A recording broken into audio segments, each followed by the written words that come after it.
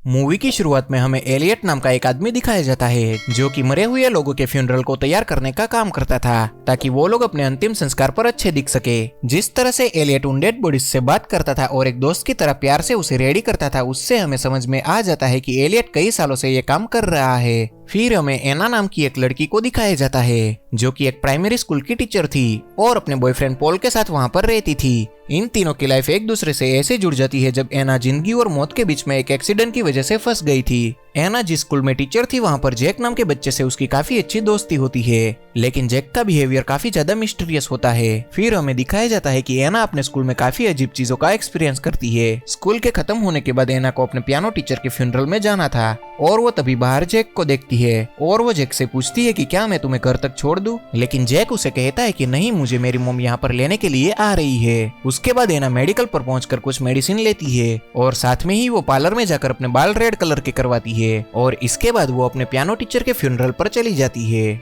यहाँ पर भी एना को काफी अजीब चीज फील हो रही थी, जैसे कि उसे लग रहा था कि उसका पियानो टीचर सांस ले रहा हो। अब जबकि यहाँ पर एलियट भी होता है और वो वहाँ पर एना को अजीबोगरीब हरकतें करते देख लेता है। शाम को एना का बॉयफ्रेंड पॉल उसे डिनर पर इनवाइट करता है और आज वो डिनर पर एक रिंग लेकर आया होता है क्योंकि वो एना को प्रपोज करने वाला था। पॉल यहाँ पर एना से कहता है कि जल्दी ही मैं शिकागो जाने वाला हूँ। इसके बाद बातों ही बातों में दोनों में लड़ाई हो जाती है और एना पॉल की बातें सुने बिना ही यहाँ से चली जाती है। फिर हम देखते हैं कि बाहर का मौसम काफी खराब हो जाता है। तभी एना चलती गाड़ी में एक फोन निकालकर एक नंबर डायल करती है। तभी अचानक चारों ओर अंधेरा छा जाता है, यानी कि अब एना का एक्सीडेंट हो चुका था। फिर अगले सीन में हमें एलियट को दिखाया जाता है जिसके पास एक नई बॉडी आई होती है और ये बॉडी किसी और की नहीं बल्कि खुद एना की थी। एलियट एक कैंची से एना के कपड़े काटता है जिसके अंदर एना ने एक बहुत ही खूबसूरत ड्रेस पहनकर रखी थी। एना के सर पर एक गहरा घाव भी था। तभी अचानक से एना की आंख खुल जाती है और वो एलियट से पूछती है कि आखिर मैं कहाँ पर हूँ,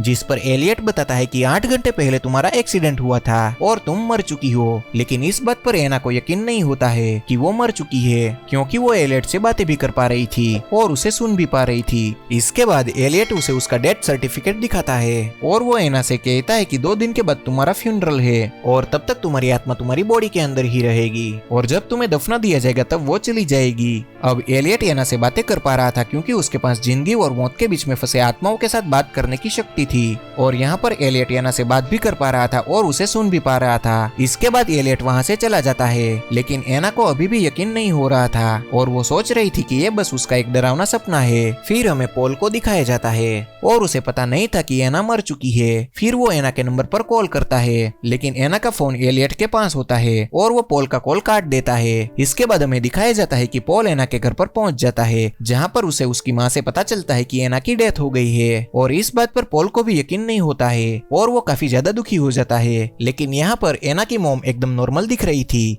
जैसे उसे एना की मौत का कोई भी दुख नहीं था। दूसरी ओर हमें एलियट को दिखाया जाता है जो कि एना की बॉडी को फ्यूनरल के लिए तैयार कर रहा था और वो एना के घाव को स्टिच कर रहा होता है, लेकिन एना को इसका बिल्कुल भी दर्द नहीं हो रहा था। इसके बाद एलियट एना के गले पर एक इंजेक्शन लगाता है ताकि उसकी बॉडी की मसल्स एकदम रिलैक्स रहे। इसके बाद एना की मॉम उसे देखने के लिए आती है और वो यहाँ पर आकर कहती है कि जाने वाला तो चला जाता है, लेकिन उसके जाने से जो दुख उसकी फैमिली को होता है कोई नहीं समझ पाता है। और साथ में ही वो यहाँ से जाते हुए ये भी कहकर जाती है कि एना के बाल फिर से ब्लैक कर दिए जाए क्योंकि एना इस लाल बालों में बहुत ही ज्यादा खराब दिख रही थी। इसके बाद हमें पॉल को दिखाया जाता है जो कि एलियट के पास जाता है ताकि वो एना की बॉडी को देख सके, लेकिन एलियट एना की बॉडी के पास उसे नहीं जाने देता है क्योंकि सिर्फ बॉडी के फैमिली मेंबर्स ही उसे मिल सकते थे और अभी तक पॉल की एंगेजमेंट भी एना के साथ नहीं हुई थी। लेकिन पॉल की आवाज सुनकर एना अपनी जगह से उठ जाती है और वो पॉल को आवाज लगाने लगती है, लेकिन उसकी आवाज पॉल तक नहीं पहुंच पाती है। फिर जब पॉल चला जाता है तब एना एलियट से पूछती है कि तुमने मुझे पॉल से क्यों नहीं मिलने दिया।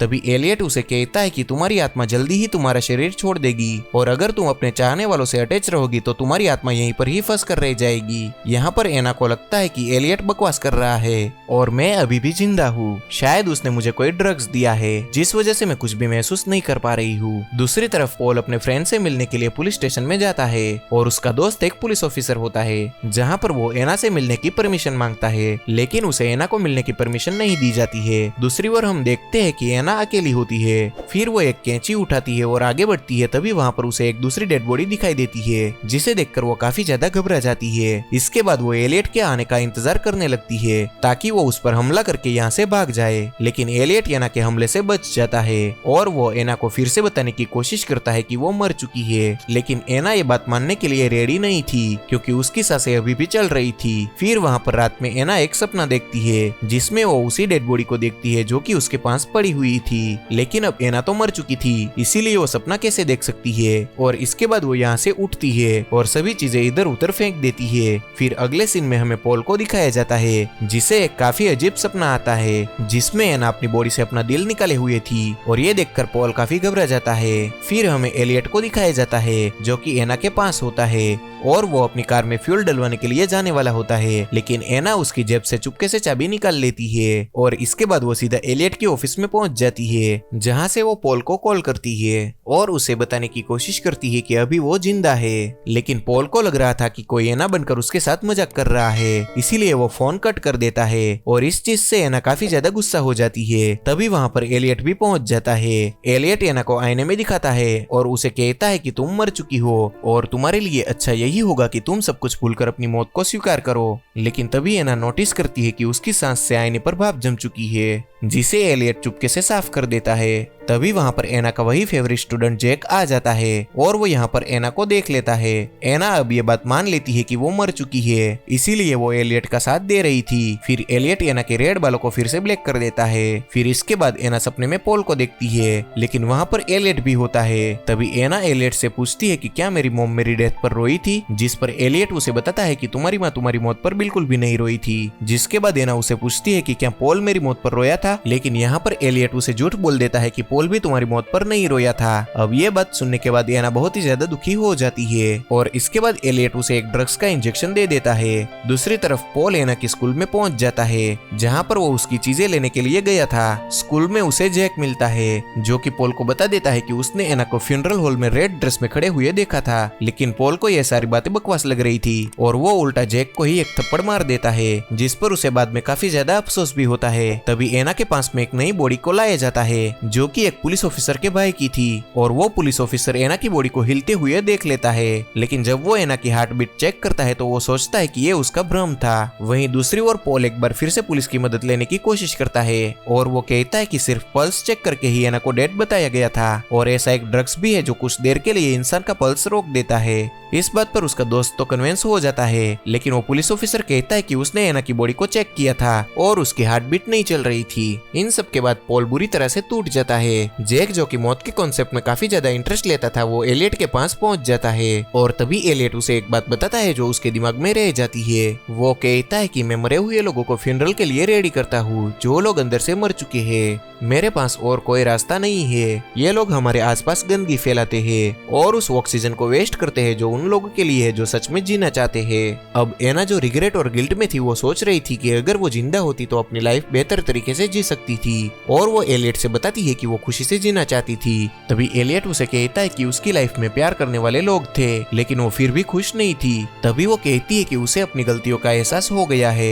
एलियट उसे पूछता है कि अगर उसे जीने का दोबारा मौका मिले तो वो क्या करेगी और इसके बाद वो उसे रूम के बाहर ले जाता है, जिसके बाद वो एक हेलोजिनेशन से डरकर फिर से वापस रूम में आ जाती है और वो कहती है कि अच्छा हुआ वो मर गई और अब एना ने अपनी मौत को एक्सेप्ट कर लिया था और वो अपने फ्यूनरल के लिए रेडी हो जाती है। तभी वो मिरर के रिफ्लेक्शन में अपनी सांसों को देखती है और उसे रियलाइज हो जाता है कि वो जिंदा है और इससे पहले कि वो कुछ कर पाती एलियट उसे बेहोश कर देता है और कुछ टाइम के बाद उसका फ्यूनरल खत्म हो जाता है। इस बात से पॉल बुरी तरह से टूट गया था और वो मूव ऑन नहीं कर पा रहा था। एलियट उसे फ्यूनरल के बाद मूव ऑन करने के लिए कहता है, लेकिन वो उसकी बात नहीं सुनता है। तभी एलियट उसे कहता है कि एना जिंदा है और वो पॉल को उसके पास जाने के लिए कहता है। इसके बाद पॉल सिमेट्री में पहुंच जाता है और एना को बचा लेता है, लेकिन जब पॉल की आंखें खुलती है तो वो एलियट के बेसमेंट में होता है और ये सब उसका एक हेलोजिनेशन था, यानी कि पॉल कभी सिमेट्री में पहुंचा ही नहीं था। रास्ते में ही एलियट ने उसका एक्सीडेंट बिल्कुल वैसे ही करवा दिया था जैसे उसने एना का एक्सीडेंट करके उसे मारा था